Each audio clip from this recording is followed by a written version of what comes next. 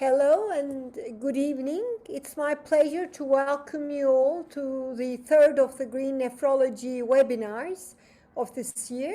I am Dr. Serhan Tuglular from Istanbul, Turkey, and my co-chair this evening is my colleague Dr. Torra from Barcelona, Spain. I'm proud to say that ERA-EDTA has committed to a wide range of initiatives aimed at so-called greening the kidney care since 2018. From our busy daily lives, busy dialysis facilities, environmental issues may seem distant, but they are not. They are actually very urgent. This evening, we will address how to assess and decrease the environmental impact of nephrology care. Without further ado, I would like to invite our first speaker, Professor Dr. Raymond Vanholder. Dr. Vanholder is a distinguished scientist and nephrologist, well known to nephrology community. With both his scientific contributions and a lifetime devotion to kidney care. He's also the former president of ERA-EDTA and the current president of European Kidney Health Alliance. Dr. Vanholder will share the European perspective on this important and urgent matter. So please, Ray, the floor is yours.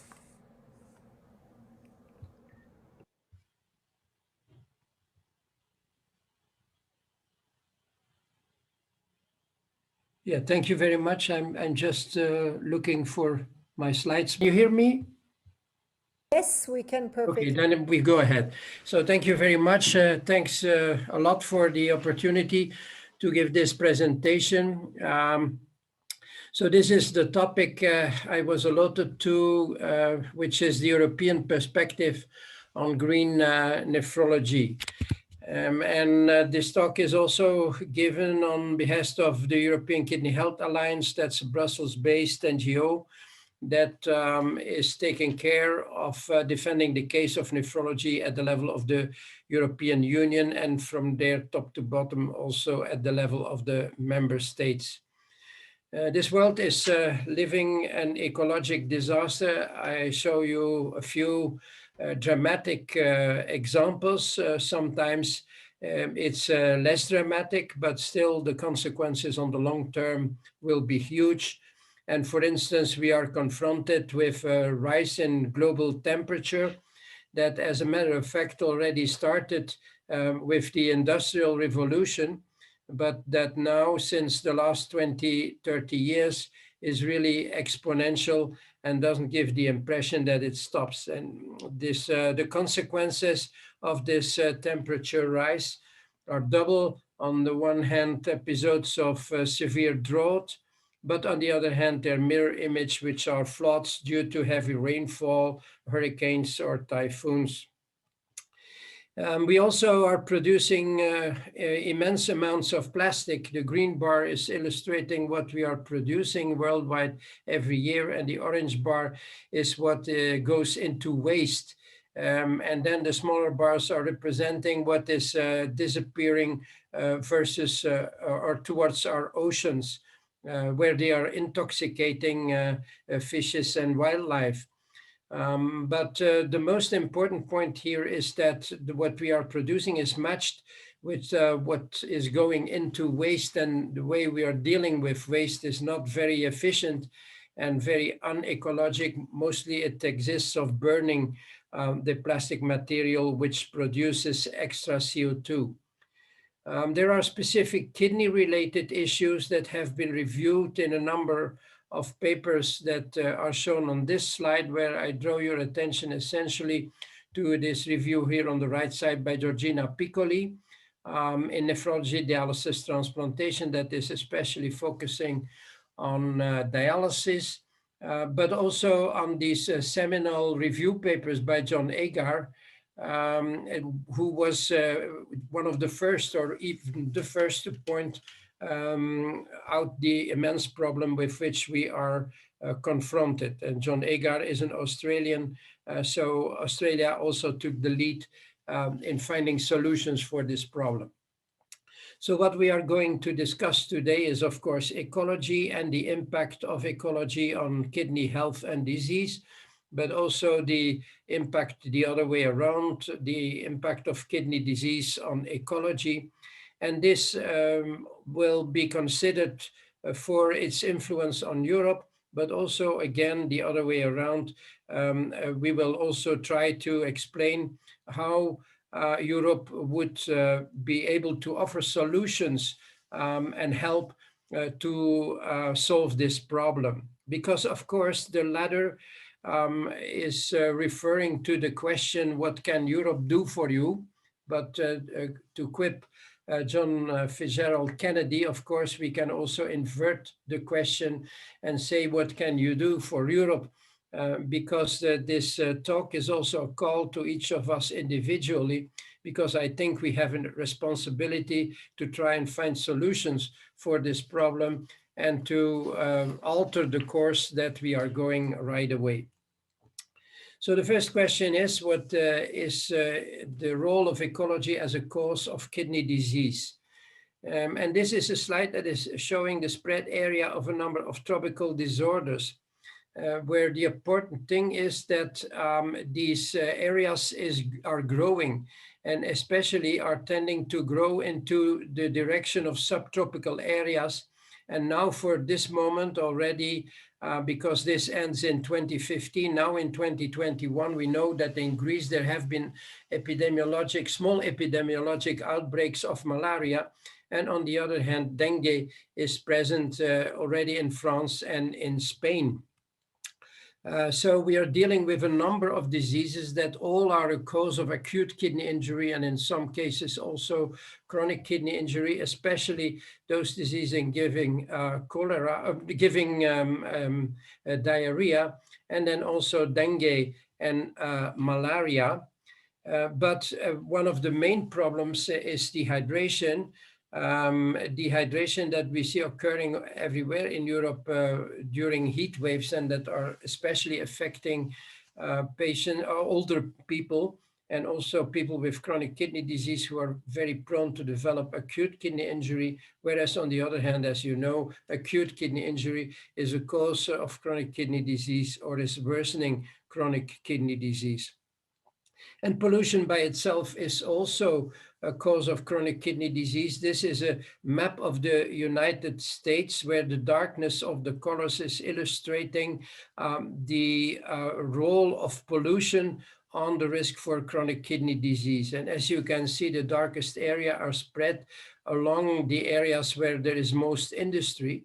There are no similar data for Europe, but if there would be, I can assume that we will see a similar image, with this difference that probably almost all of Europe is an industrial and a polluting area. So this is an additional huge problem. But the relationship is also the other way around. And now we are talking about the role of kidney disease as an ecological problem. And here we are, of course, especially confronted with the ecologic burden imposed by dialysis treatment. This is a comparison between the ecologic burden of different kidney replacement therapies. I must say there is virtually no information on this issue in literature, and I found only this abstract from 2016 that never was published as a full paper, so we cannot check how the data have been obtained in detail.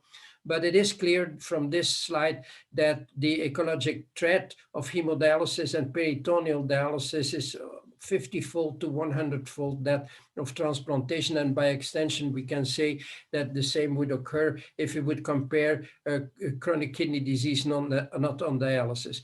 And of course, another very interesting thing is that this almost equality of PD to hemodialysis, although PD is using much less water, but on the other hand, according to the literature, the production of plastic and of the plastic bags and the preparation of the bags for treatment and dialysis is also causing a lot of ecologic burden, so that the two come to the same level. If we now look at what is happening with dialysis per se, then of course one of the main problems is water consumption. This is an illustration of the water consumption of a very average size dialysis unit with only 30 patients, and we come to about 1.5 million liters of water that is going to the drain and is not used for anything else. And this we have to multiply with the total number of dialysis units throughout Europe. If this water is going to the drain, about 2/3 is reverse osmosis water, and that is perfectly usable water for other purposes and even drinkable, but virtually nobody does this kind of recyclation. And then, of course, dialysis is also using huge quantities of energy, and as a consequence is producing CO2 due to all sorts of reasons, the production of the material as well as the treatment as well as the transport of the patients. And the dialysis is also, for obvious reasons, one of the great sources of plastic waste. So how can we cope with this type of problems? Well, one of the things is just simply to do more prevention. The best way to avoid problems with a certain disease is just simply to prevent it to occur. But unfortunately, if we look at what is spent throughout Europe on prevention as a part of health expenditure, then it is only 3%, and the figures are similar all around the world. So all the rest of the money is going into cure, and it is for sure that we will never be able to exclude expenditure to cure. But what we absolutely would want, and we advocate this also strongly with the European Union, is that a substantial part of this 97% is reverted to prevention, because this is much less costly, and of course it improves the fate of all people that otherwise end on a severe treatment when their organs fail completely. And this prevention is going along a lot with lifestyle, and to promote lifestyle education is necessary. And for education, we have to focus especially on the young people, but also on a number of other groups that are more difficult to reach, the people with low health education, the isolated groups like migrants and refugees, for whom specific educational methods need to be developed. So now let's go back to the kidney replacement therapies and see that transplantation is much better off than the 2 dialysis units. So the other solution is, of course, to focus more on transplantation. And Europe is quite strong in transplantation. I think it's the strongest continent. And one interesting thing is that the European Union has had an action plan on promoting transplantation during the years that are illustrated here in green, more exactly from 2009 to 2015. And here on the right side, you see the number of transplantations that are added on versus the previous year for each of these years. And as you can see, during the last years of the action plan, as well as the next years, there was each year an increase in transplantation rate by 600 to 800 per year.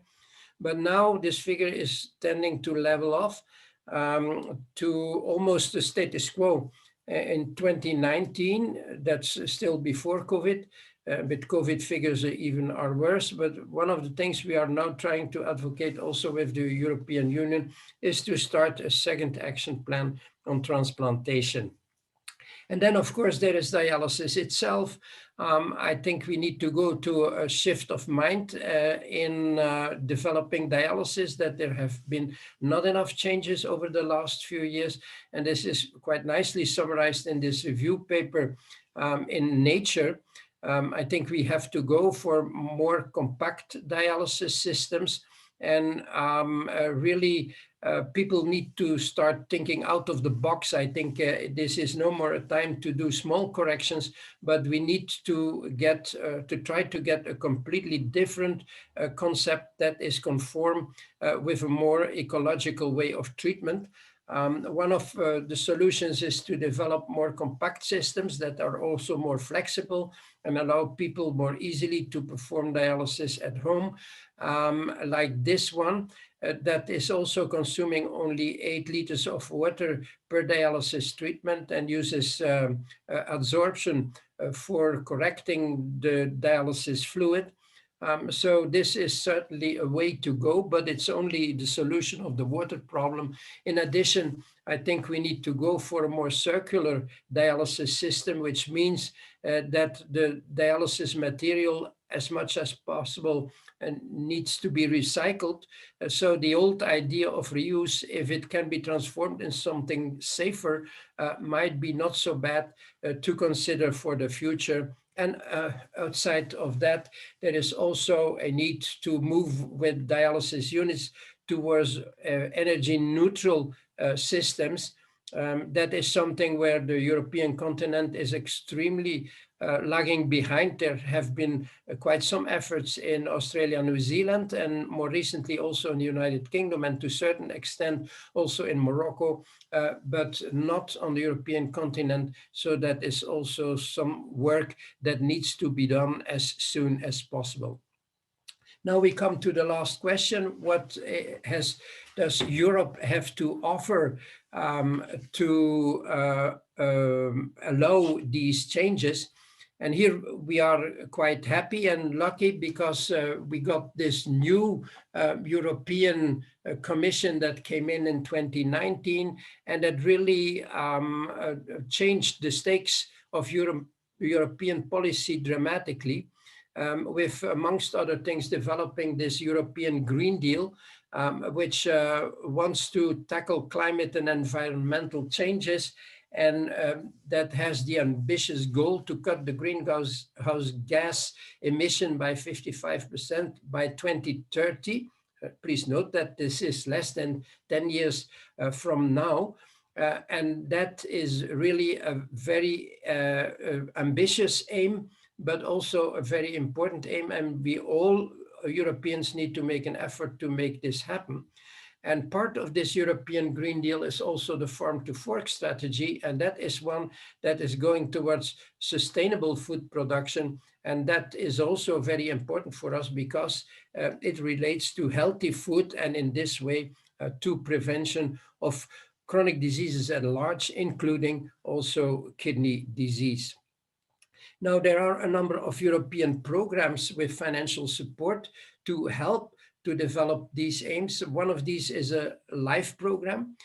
I must say that all the programs I'm going to expose to you for the time being have not been elaborately explained by the European Union. That will be coming in the next few weeks to months. So we have to rely on what we know from previous programs, in this case, previous LIFE program, which will probably be open to any legal entity or a consortium of entities that would be universities, as well as specific as hospitals, as well as industries. And to have this grant, work needs to be done to improve the situation, to develop best practices, recommendations, or modify a system into one or another direction.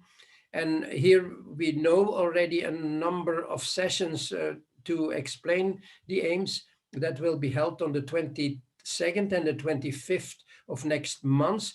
And the link to get more information is written down here. If you want to have this link, you can write an email to me, or I guess that the slides will be available to everybody and then you can find it in the slides. And then there is, of course, also Horizon Europe. That's one of the classical framework programs for research at the European level. That must be now the 8th framework program, the previous one being Horizon 2020. And here it is to stimulate research and especially regarding specific topics. And here in these 5 missions, there are at least 3 that are of specific interest to nephrology. That is, first of all, an adaptation to climate change, including societal transformation. And that would mean, in general, more green nephrology therapeutic options, but also, for instance, a shift towards home dialysis, which will also reduce some of the ecologic burden. Then climate neutral and smart cities, which would include also climate neutral hospitals. And then something that is specifically health, which is cancer. And of course, you could say cancer, yeah, that's cancer, that's not kidney disease. And especially we know that there is also this Europe Beating Cancer Plan, which is another European initiative specifically in the medical area.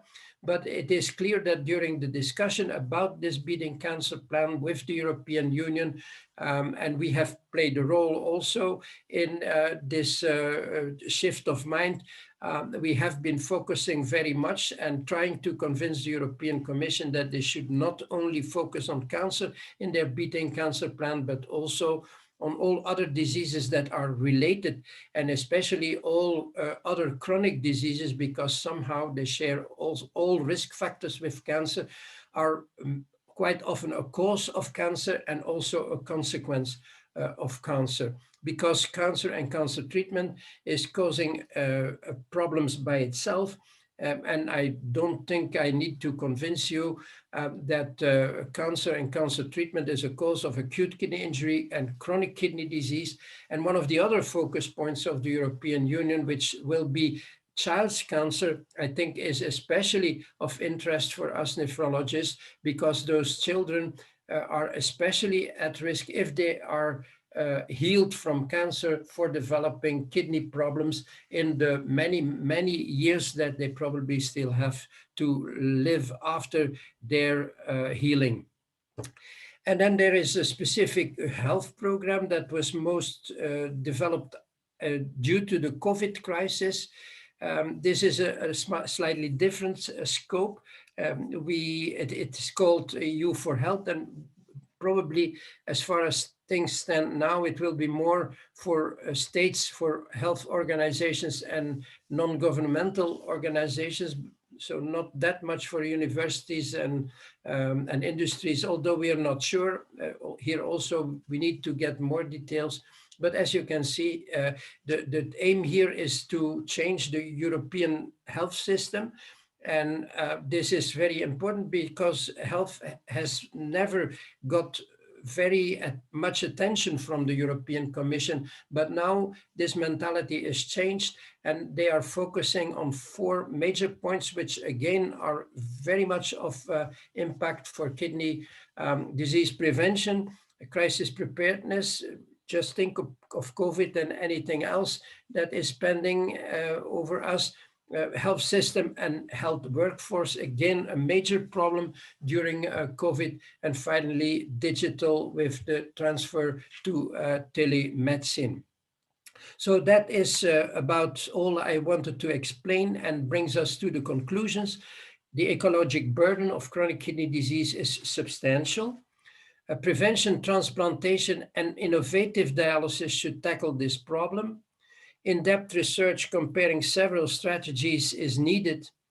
Ecologic burden should be reported for every existing and novel therapy, and research proposals should mention ecologic impact of both research and targeted result. I thank you for your attention. Thank you very much, Professor Vanholder. I think this talk was really interesting and challenging for all of us. And we will leave the questions for the end of both talks. And our next speaker is Mario Fargnoli. He's a mechanical engineer from Italy, and he's currently employed by the Italian Ministry of Agriculture, and he teaches at the University of La Sapienza in Rome. And his area of interest is eco-design. So thank you very much, Mario. The floor is yours. Good evening, everybody.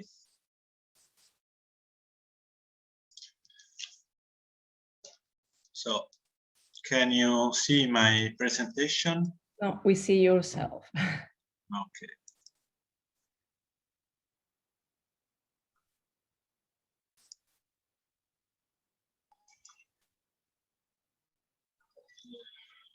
Okay, now if you use full screen. Okay, perfect. Okay.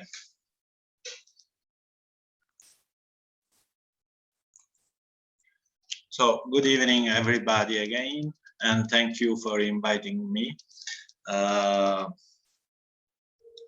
you said before, I am an outsider of this field since I am a mechanical engineer, and I would like to offer you this evening a different point of view of sustainability in nephrology, in dealing with hemodialysis machinery.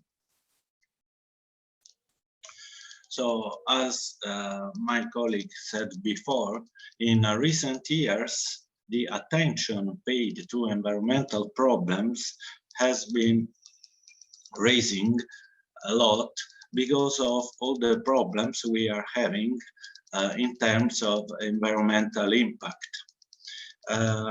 To be short, we can just mention the United Nations Sustainable Development Goals, which were issued in 2015, and in the same year also the Circular Economy Action Plan promoted by the European Union.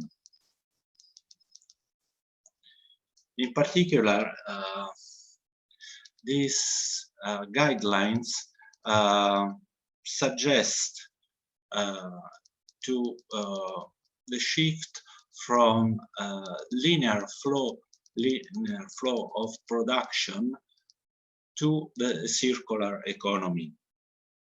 The traditional way of production is a linear process that starts with the use of raw materials to production, use, and disposal phase. In this context, we can have some environmental improvement in terms of eco-efficiency, where we can say that eco-efficiency consists in maintaining or increasing the value of economic output while simultaneously decreasing the impact of the economic activity. In this context, end-of-pipe solutions can be obtained, and most advanced strategy in terms of eco-efficiency is zero emission, which means achieving the maximal economic value with zero adverse ecological impacts. Conversely, the circular economy approach is completely different. In fact, it aims at maintaining the value of resources in the economy as long as possible by returning them in the product cycle at the end of its use. In this case, we can talk about eco-effectiveness as the strategy which relies on the transformation of products and their associated material flows to generate cyclical metabolisms. We can see here. So we shift from a cradle to grave approach to a cradle-to-cradle approach, consisting in turning materials into nutrients by enabling their perpetual flow. And in this picture, you can see a biological cycle and technical cycle for products for consumption on the one hand, and for products for service on the other.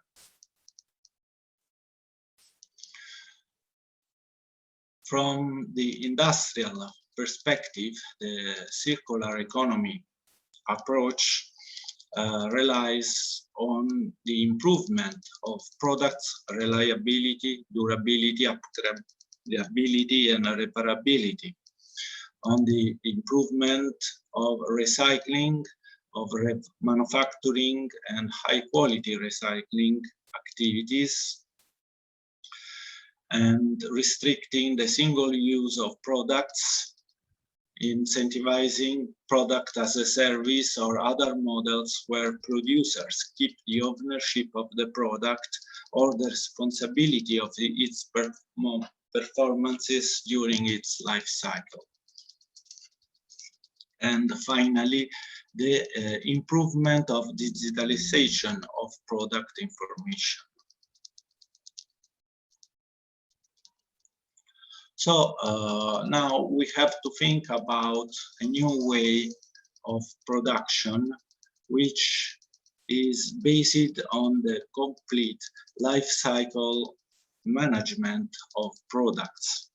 This means not only the materialization, but also closed loop production, services extension and development, and functional extension.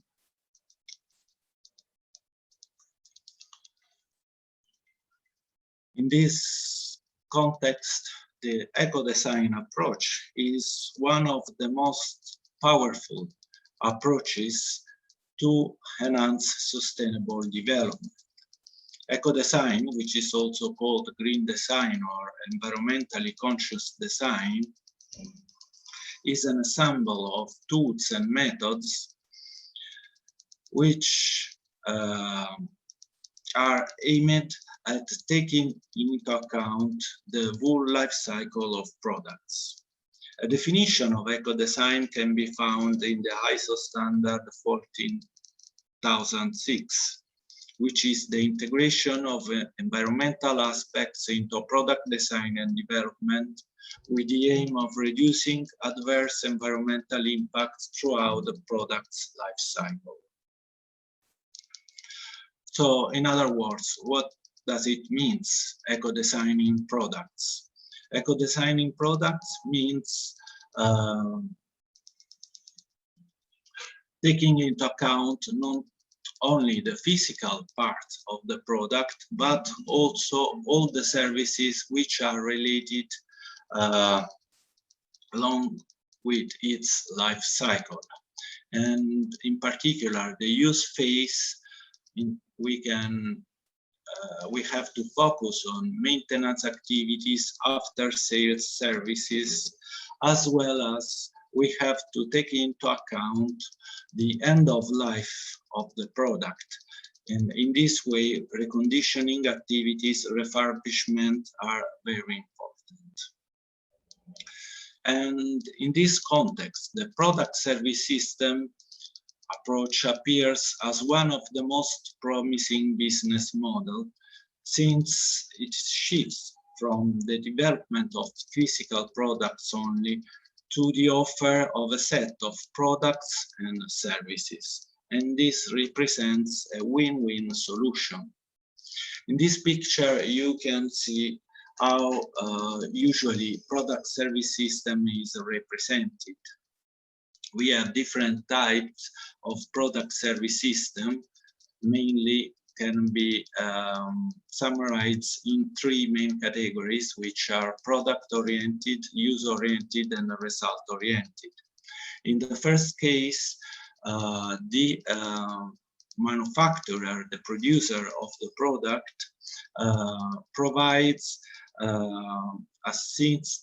particular assistance to customers in terms of advice and consultancy. In the second case, use-oriented PSS, we have different solutions. One of the most common is the leasing or renting or sharing of products, such as car sharing, bike sharing, and so on. And the utmost solution of product service system consists in the provision of results only. So we have solutions like the pay-per-service unit or functional results, where the producers owns the product and the customer receives only the results of the product.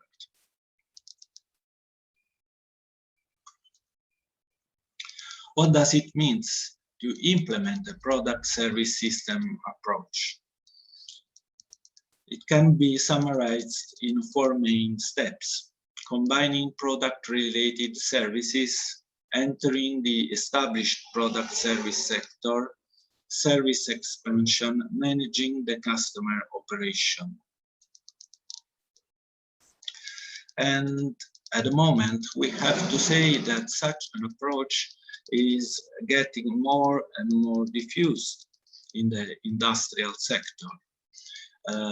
In some contexts, such as escalators, elevators, but also medical equipment, power units, or aviation engines, this approach can have a larger advantage because implementing integrated offering can produce advantages both for the producers and for the consumers or the users of the product.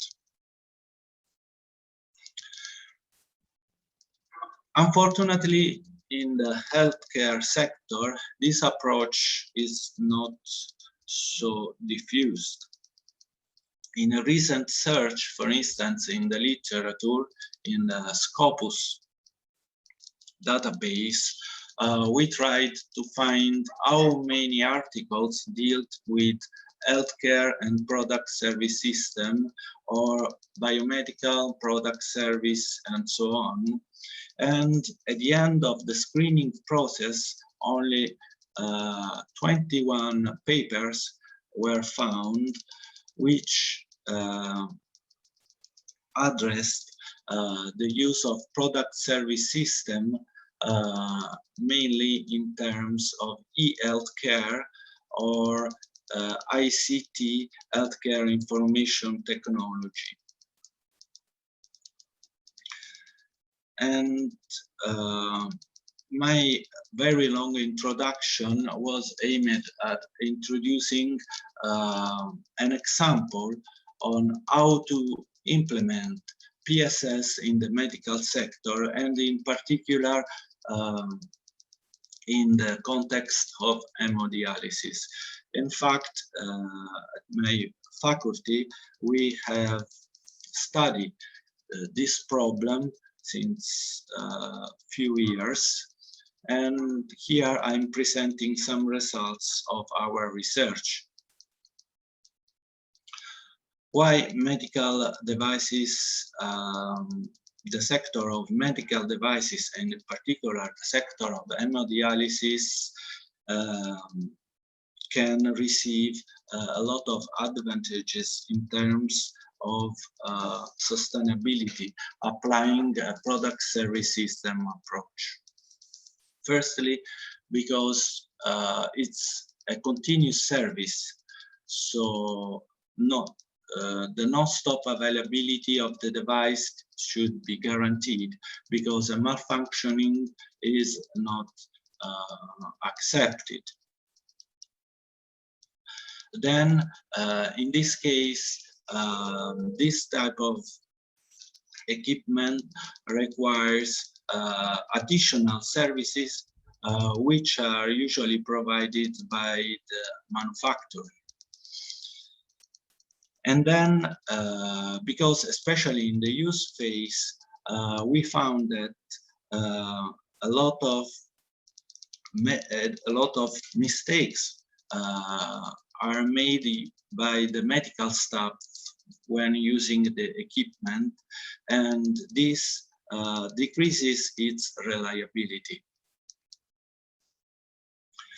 And another aspect we should underline is that in this case we have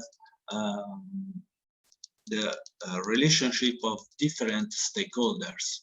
We have the manufacturers, which usually provides maintenance services, the hospital staff who use the device, and the consumer, which is the patient who receives the treatment. So this relationship should be taken into account when producing the machinery. This is the equipment we studied, and I'm sure most of you know this type of machinery. And our analysis started with a market analysis in terms of the analysis of the market demand, because for medical equipment, mainly the calls for tender are used, since most of hospitals are public bodies, so they have to follow the rules of public procurement. And in the table you can see in this picture, you can see some results of our analysis concerning 16 different hospitals in the first column, and the type of calls for tender they issued. And then another analysis was made by means of a survey among the operators and doctors who use hemodialyzers in order to depict which are the hospital's needs. And in this figure, you can see which are the main needs which emerged from this survey. For instance, comply with the scheduled interventions timely, provide intervention in less than 24 hours from the request, provide the replacement when maintenance interventions takes more than 2 days, include transportation costs in the contract, include the final testing execution in the contract, and so on. And in this table, you can see the main features of different type of contracts we found when we investigated the calls for tenders. And as you can see, not all requests are the same. They differ in terms of training before the use of the equipment. I mean, the training provided by the manufacturer. They differ in terms of the ordinary maintenance and extraordinary maintenance activities, as well as they differ in terms of the end of life of the equipment and their replacement. Then, in order to analyze the environmental impact of the hemodialyzer, we performed a life cycle assessment. And in this picture, you can see the main parts in which we divided the hemodialyzer and the results of the life cycle assessment. And here are some details of the life cycle assessment, which was carried out using the Eco Indicator 99 to evaluate the criteria. And as a result, sorry, made a mistake. Here you can see that the most impacting life cycle phase of the hemodialyzer is the use and maintenance phase. Then we focused our attention on this phase. Sorry, Mario, there is a lot of back noise. There's a no. Sorry? It's gone. No, there was a lot of noise, but it's gone. Ah, okay, sorry. And then we tried to elaborate in terms of a life cycle perspective, the use of the machinery. We modeled a base scenario and then an alternative scenario, considering 12 years of production.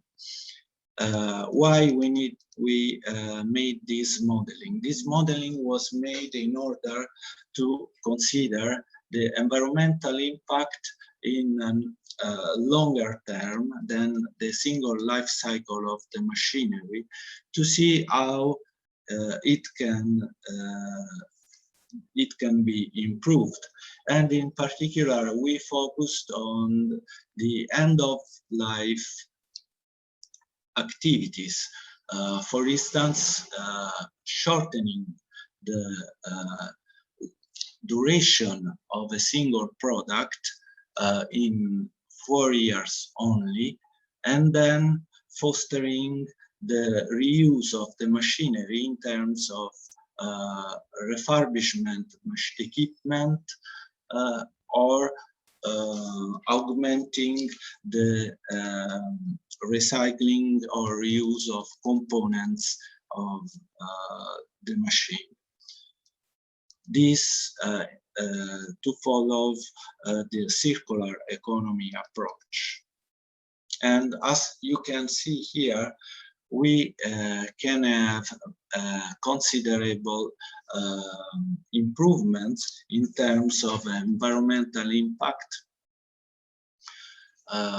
Here in this graph, you can see the red line, the dotted line is the base scenario, which represents the actual situation, and while the dark line represents the PSS solution. And in this other graph, you can see the differences in terms of the environmental impact of maintenance activities.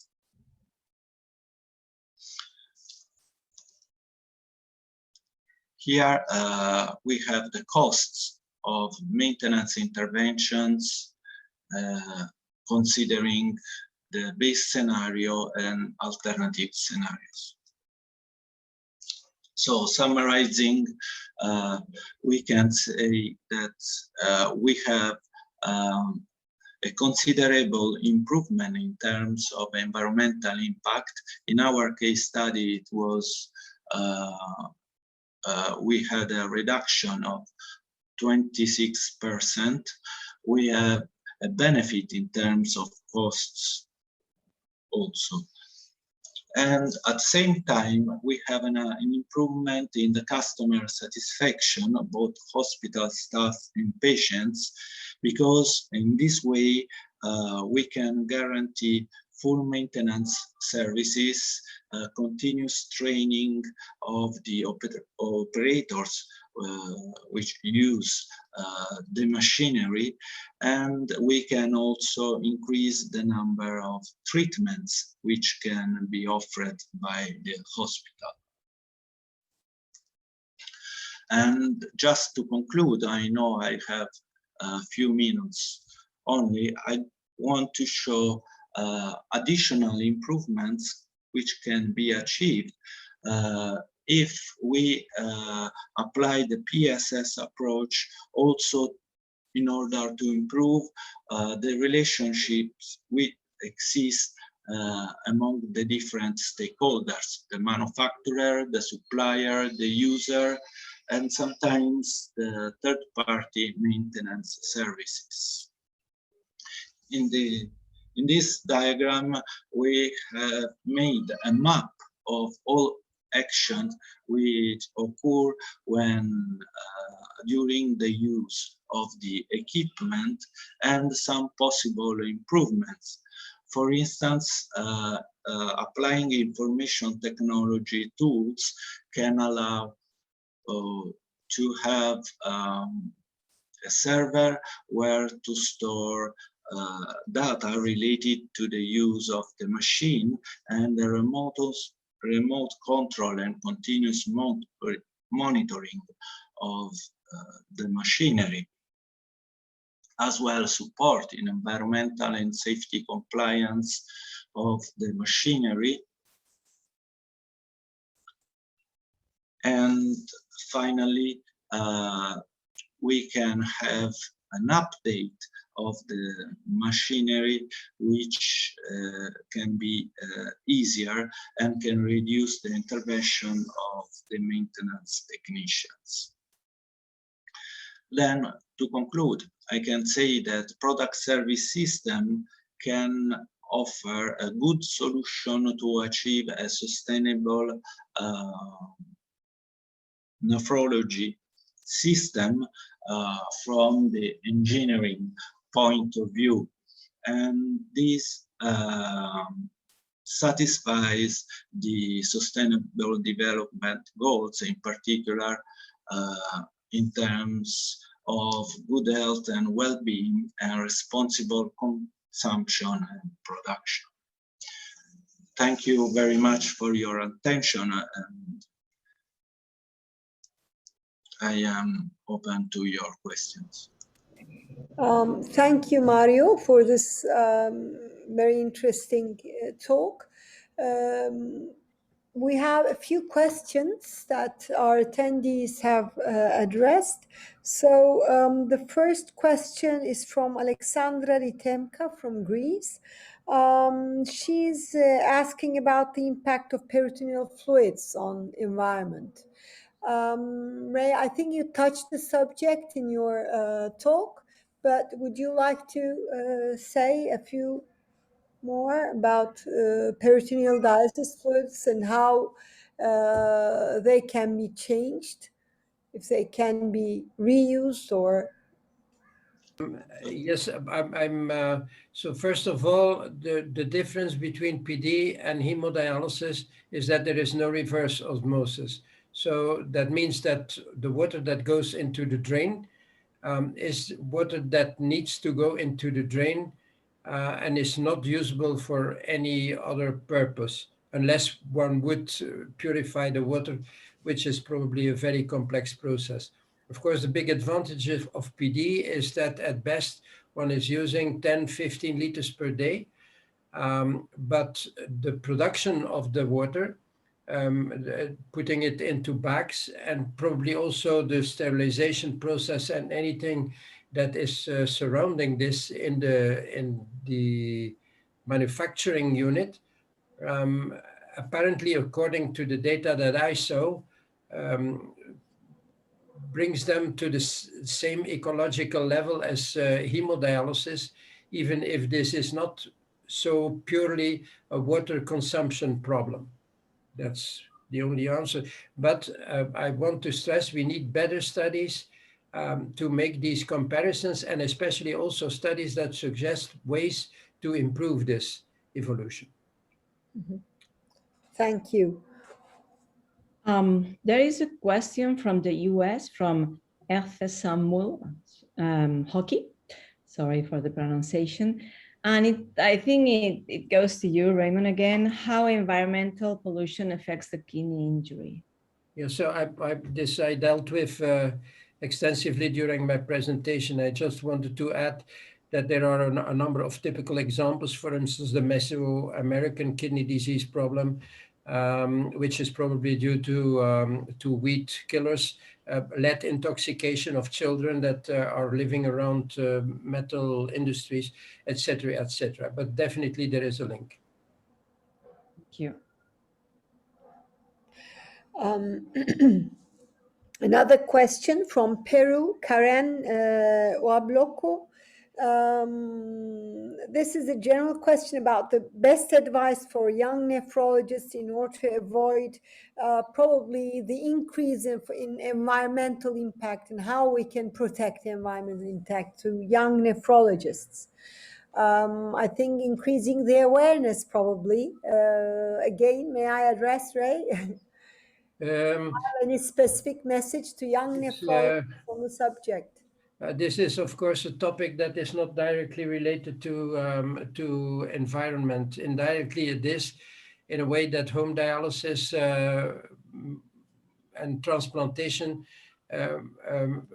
cause less work for the nephrologist, and at the same time are also ecologically more interesting. But that's all I can say about that, because it is only indirectly related to the topic. Thank you.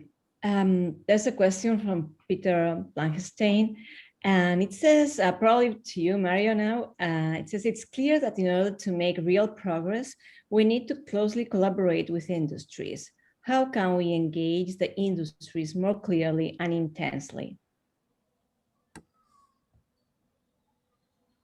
I think that Dr. Vanholder could answer this question. Yeah. Okay, Mario. Yes, can you repeat the question? Yes, he says, it is clear that in order to make real progress, we need to closely collaborate with industries. How can we engage the industries more clearly and intensely? So in my experience, for instance, the training of the staff which uses the machine can have can lead to an improvement of its reliability about 10–11%, which means to avoid the malfunctioning of the machinery. Then in terms also of the use of the machine and its environmental impact, there can be a relationship. For instance, to try different materials which can replace the one which are currently used.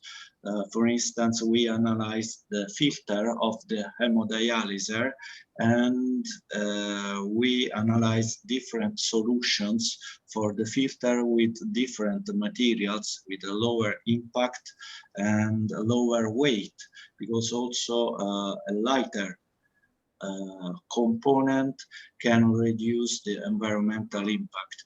So the interaction between the machinery user, the hemodialyzer users, and the producer is very important, for also from the engineering point of view.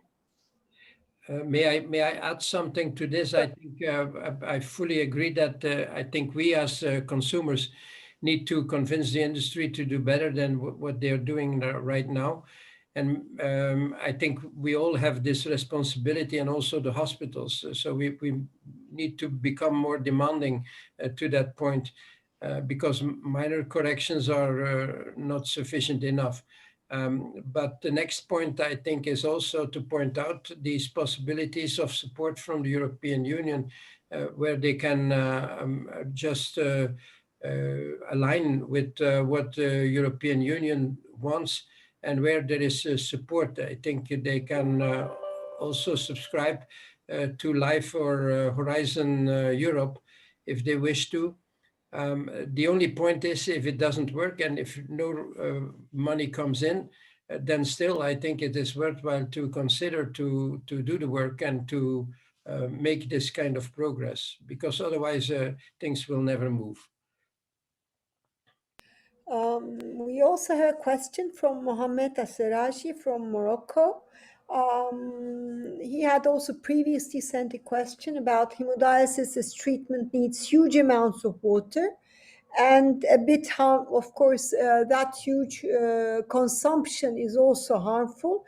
So how can we decrease the amount of water? That's First is his first question, and the other one is, with all the modifications that can be done, can dialysis still be safely proceeded? So if the new changes would impose safety issues.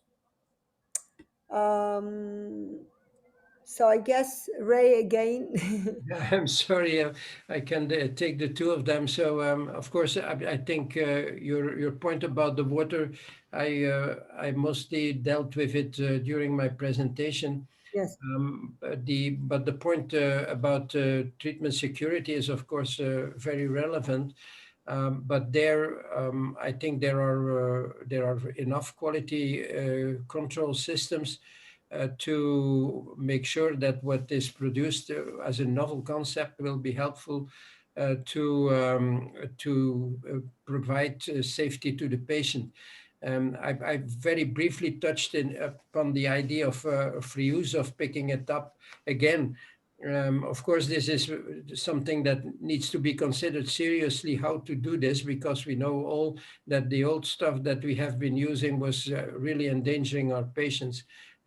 So we should be very careful about that, but still, I think research groups can start thinking on how they could do this, because I think, adding to what Dr. Fargnoli said, apart from the machines, of course, the other problem is all the plastic that goes into the dialyzer and into the tubings.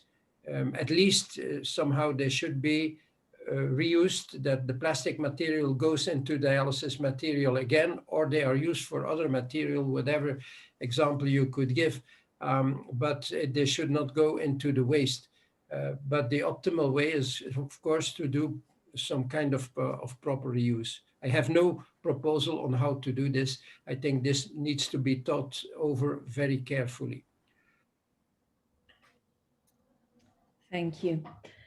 Thank you very much. There is a comment, it's not a question, but I think it's interesting, and maybe as a wrap up, from Sue Sengol, saying, to be honest, it never occurred to me to think of waste products that are produced as removing waste products from the human body. Thanks for this awareness. Yeah, so removing waste produces more waste. This is one of the messages we learned today. And for sure, there are many things to be done and to commit the industry to help the environment and ourselves with all this. I don't know if any of you have any further comment. Would you like to add something? I would just, again, Peter makes a comment, Peter Blankenstein, who's also very interested in environmental issues and nephrology care, that he agrees that we should define clear demands and wishes towards the potential suppliers when choosing new machines and materials. As Ray said, I have a question. As of course, for example, dialysis flow rate that we use today is one that is established many years ago. Whereas with new machines, new dialyzers, perhaps we can actually achieve the same clearance with less, with a decreased dialysis flow rate. So, do you think that may be possible for decreased water use and power use, etc.? Do you think that would have an impact on, both of the speakers, as perhaps Ray? Yes, I think that's a very correct remark. I think, of course, if you take away flow from the dialysate, you will decrease efficiency a little bit, but not proportional to what you decrease as flow. If you go minus 10% in flow, it will be maybe minus 1% or 2% in removal of small molecules. And we even do not know exactly what it does to middle molecules or protein-bound Yes. molecules. I think there are additionally, of course, the concept of incremental dialysis is interesting. Because there you use less dialysis sessions. And although I was opposed to this idea years ago, I think now I see the logic of it, especially from environmental side. And then I would like to add something else, which is more like trivial things that we quite often forget in the throwaway culture, for instance, that we could reuse gloves, etc. So material that we are using for treating our patients. That's less sophisticated, but still, I think these are small details that could be very important. But like this, the compact dialysis machine that I showed, and there are several systems like that being developed throughout the world, they surely will be using less material. But the point is, again, the real ecologic study, whether and how and to what extent they are reducing the burden has not been done. For instance, the question, if you use sorbents together with a dialyzer, what is then the impact of the sorbent? Or if you need to go with these treatments to daily dialysis, of course, you may use less water, but you use more plastic. So all these things need to be taken into consideration. Thank you very much for your participation. I think it has been amazingly interesting to learn from such an expert, such a nephrologist as Dr. Vanholder, from an engineer that we're not that used to listen to. But I think your talks have a great impact, raising awareness on how we have an impact on the environment while treating our patients, and I think we should search for the commitment of the industry to support this problem. So thank you very much, and thank you for all attendees for their questions, and have a nice evening. Thank you. Thank you, everybody. Good evening. We have a short survey after this webinar, so please just spare a few minutes to fill it in.